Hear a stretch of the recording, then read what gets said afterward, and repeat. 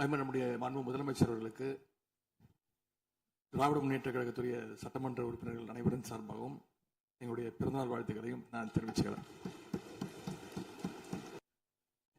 திரைப்படங்கள்ல தான் பாத்தீங்கன்னா ஒரே பாட்டுல ஏழையா இருக்கிறவன் ஒரே பாட்டுல 5 நிமிஷத்துல 4 நிமிஷத்துல பெரிய பணக்காரன் ஆயிடுவான். ஆனா அது மாதிரி நிஜத்துல ஒரு மாச ஆட்சியில தமிழ்நாடு மாதிரியான மிகப்பெரிய மாநிலத்தை அந்த அளவுக்கு எல்லாம் வளர்த்த முடியாது. இந்த சாதனைகள் எல்லாம் யார் ஆட்சி காலத்தில் நடந்துச்சுன்னு மக்களுக்கும் தெரியும், மக்களும் பார்த்துக்கிட்டு இருக்காங்க, முதலமைச்சருக்கும் தெரியும். சும்மா சொல்லக்கூடாது. நம்முடைய முதலமைச்சர் அவர்கள் ஆட்சிக்கு வந்த ஒரே மாசத்துல தமிழ்நாட்டிலேயே தன்னுடைய பெரம்பூர் தொகுதியை நம்பர் 1 தொகுதியாக மாத்தி காட்டிட்டார். எதுல நம்பர் 1 பாத்தீங்கன்னா, இன்னைக்கு தமிழ்நாட்டிலேயே மின்வெட்டுல நம்பர் 1 தொகுதி பெரம்பூர் தொகுதி தான்.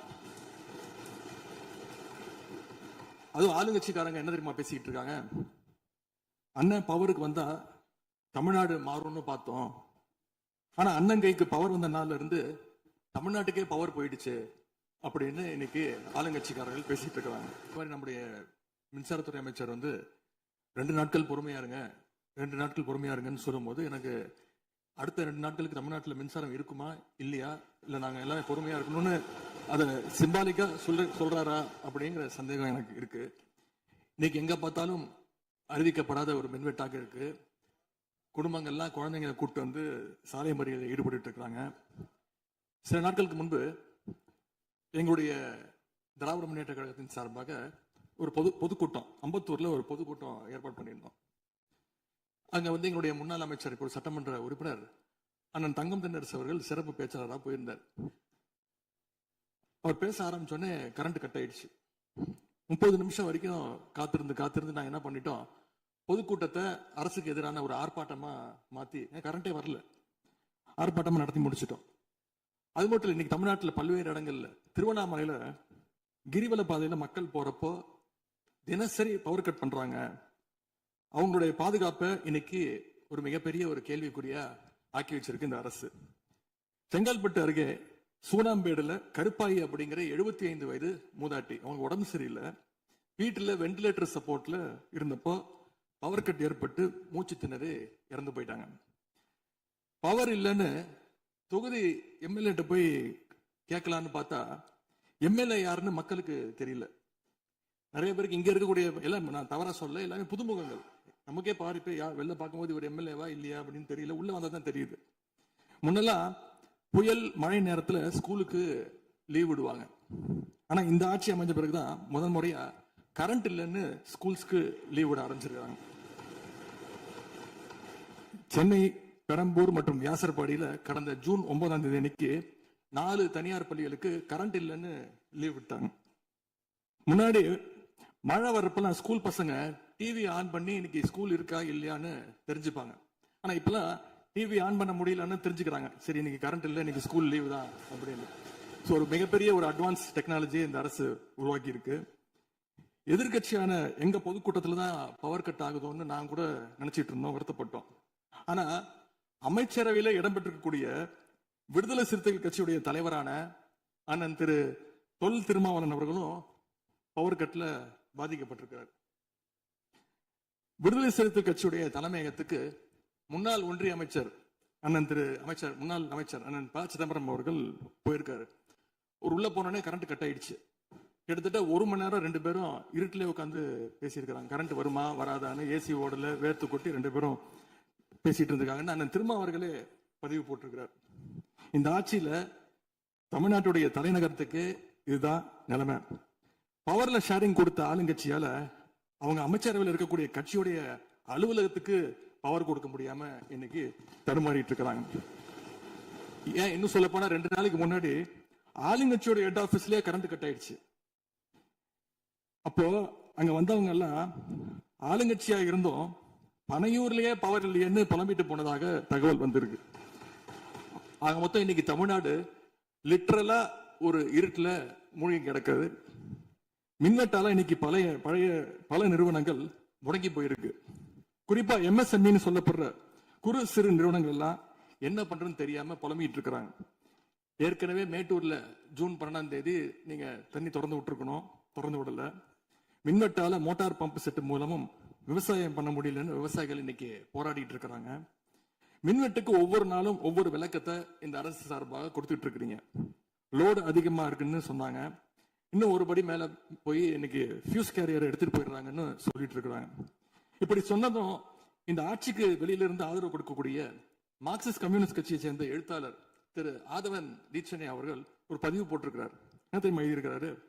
கேரியரின் உச்சத்தில் ஆரம்பித்து டிஃபன் கேரியர்ல போய் நின்று இன்னைக்கு ஃபியூஸ் கேரியர்ல முடிந்திருக்கக்கூடிய ஆட்சி அப்படின்னு திரு ஆதவன் தீட்சணை எழுத்தாளர் மார்க்சிஸ்ட் கம்யூனிஸ்ட் கட்சி அவர் சேர்ந்தவர் பதிவு போட்டிருக்கிறார். பவர் கட்டுக்கு இவங்க சொல்ற காரணங்கள் எதையுமே மக்கள் ஏத்துக்கலன்னு தெரிஞ்சதும் இவங்களோட வழக்கமான ஒரு ஆயுதத்தை கையில் எடுத்துட்டாங்க. என்ன தெரியுமா அது ஆயுதம்? எல்லாத்துக்கும் திமுக தான் காரணம் அப்படின்னு சொல்றது. இப்ப பவர் கட்டுக்கும் திமுக தான் காரணம்னு சொல்ல ஆரம்பிச்சுட்டாங்க. இப்படி பழி போடுறதுல காட்டுற வேகத்தை பவரை மீண்டும் கொண்டு வரதுல காட்டினா கொஞ்சம் சிறப்பா இருக்கும். எங்க ஆட்சியில ஏற்படாத மின்வெட்டு இந்த ஆட்சியில தொடர்ந்து இவ்வளவு அதிகமாக ஏற்பட என்ன காரணம்? அரசுடைய நிர்வாக திறமையின்மையா, இல்ல உண்மையிலேயே ஏதாவது டெக்னிக்கல் இஷ்யூஸ் இருக்கா? அப்படி ஏதாவது இருந்தா அதை தீர்க்க இந்த அரசுக்கு இன்னும் எத்தனை நாள் தேவைப்படும்?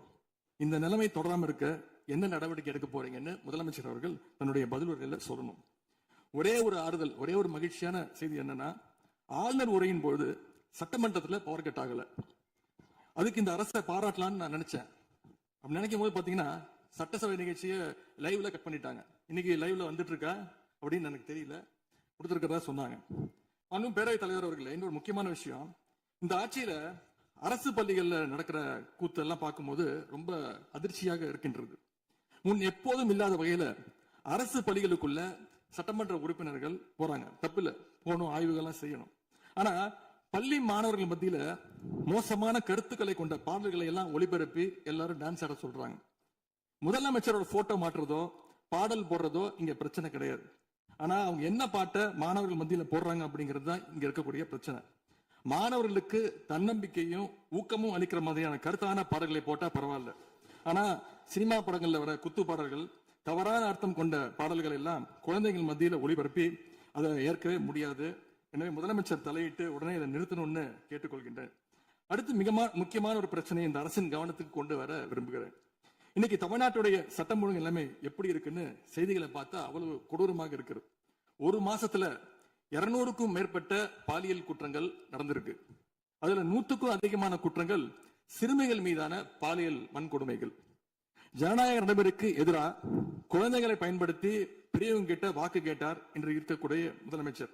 ஆனா அவர் ஆட்சியில குழந்தைகளுக்கும் பாதுகாப்பு இல்ல, பெரியவங்களுக்கும் பாதுகாப்பு இல்லைங்கிற நிலைமை இன்னைக்கு நடந்துட்டு இருக்கு. இந்த புதிய அரசு ஆட்சிக்கு வந்த ஒரு சில நாட்கள்லயே கோயம்புத்தூர்ல 10 வயது பெண் குழந்தைய பாலியல் வன்கொடுமை செஞ்சு கொலை பண்ணியிருக்கிறாங்க. முக்கியமா தமிழ்நாட்டையே உலுக்கிய ஒரு கேஸ், கும்மிடிப்பூண்டியில ஒரு 3 வயது குழந்தை பாலியல் வன்கொடுமை செய்யப்பட்டு புதர்ல வீசப்பட்டு அதன் பின்பு அந்த குழந்தை இறந்தும் போயிடுச்சு. இந்த சம்பவத்துக்கு நீதி கேட்டு அங்க இருக்கக்கூடிய மக்கள்லாம் போராட்டத்துல இறங்கிட்டாங்க. கோயம்புத்தூர்லயும் சரி, கும்மிடிப்பூண்டியிலும் சரி, 2 சம்பவத்திலுமே மரணமடைஞ்ச குழந்தைகளுடைய உடலை பெற்றோர்கிட்ட முறையா கொடுக்காம வேற இடத்துல காவல்துறை மூலமாகவே அடக்கம் பண்ணிருக்கிறாங்க. இதையெல்லாம் பாக்குறப்போ நாம இன்னைக்கு தமிழ்நாட்டில் தான் இருக்கிறோமா, இல்ல உத்தரப்பிரதேசம், மத்திய பிரதேசம் மாதிரி வடநாட்டில் இருக்கோமான்னு எங்களுக்கு சந்தேகம் வருது. சிங்கப்பெண் படைன்னு ஒரு திட்டத்தை முதலமைச்சர் அவர்கள் தொடங்கினார். அந்த திட்டம் வந்த அடுத்த நாளே காவல்துறை சேர்ந்த ஒரு பொண்ணுக்கு 3 பேர் பாலியல் தொல்லை கொடுத்திருக்கிறாங்க. சென்னை மற்றும் சுற்றுப்புறங்கள்ல மட்டும் கடந்த ஜூன் 12ஆம் தேதி 24 மணி நேரத்துல 12 பாலியல் வன்கொடுமை கேசஸ் ரிப்போர்ட் ஆயிருக்கு. சிங்கப்பெண் படை குற்றவாளிகளை சேஸ் பண்ணுவாங்கன்னு பார்த்தா அவங்களும் கூட ரீல்ஸ் போட்டு போஸ்ட் பண்ணிட்டு இருக்காங்க. மன்னன் எவ்வழி மக்கள் அவ்வழின்னு சொல்லுவாங்க. அதை சிங்கப்பெண் படை ஃபாலோ பண்ணுதோன்னு மக்களுக்கு சந்தேகம் வந்துருச்சு. இந்த ஒரு மாசத்துல நடந்த குற்ற சம்பவங்களை எல்லாம் எடுத்து பார்த்தா பெரும்பாலான குற்றவாளிகள் ஆளுங்கட்சியை சேர்ந்தவங்களாவே இருக்கிறாங்க. இவங்க ஆட்சிக்கு வந்து தொகுதியா போய் தொகுதி வாரியா போய் நலத்திட்ட உதவிகள்லாம் செய்வாங்கன்னு பார்த்தா அவங்க கட்சிக்காரங்க தொகுதி வாரியா போய் பாலியல் வன்கொடுமையில ஈடுபட்டு இருக்காங்க. அதே மாதிரி பேரவைத் தலைவர்களே, இந்த ஆட்சியில இன்னொரு பழக்கமும் புதுசா வந்திருக்கு. அதாவது எங்களுடைய திராவிட மாடல் ஆட்சியில நாங்க எடுத்த நடவடிக்கையால ஏதாவது நல்லது நடந்தா உடனே அதுக்கு ஸ்டிக்கர் ஒட்டிடுறாங்க. முதலமைச்சர் அவர்களே, மாண்பு பேரவைத் தலைவர் அவர்களே, நம்முடைய முதலமைச்சர் அவர்கள் 6 மாசம் டைம் எடுத்துட்டு வந்து சட்டம் ஒழுங்கை நிலைநாட்டுற வரைக்கும் நாங்க காத்துக்கிட்டு இருக்க முடியாது, நாடும் தாங்காது. இத பத்தி கேள்வி எழுப்பினா கூட காவல்துறைக்கு பொறுப்பு வைக்கக்கூடிய முதலமைச்சர் எதுவும் பேச மாட்டேங்கிறார். To remain silent in the face of evil is itself evil அப்படின்னு ஒரு பழமொழி உண்டு. அது யாருக்கு பொருந்ததோ இல்லையோ இந்த அரசுக்கு சரியாக பொருந்தது. ஆகவே முதல் வேலையா சட்டம் ஒழுங்கை காப்பாற்றுறதுக்கு முக்கியத்துவம் கொடுத்து இந்த அரசு நடவடிக்கை எடுக்கணும்னு கேட்டுக்கொள்கிறேன்.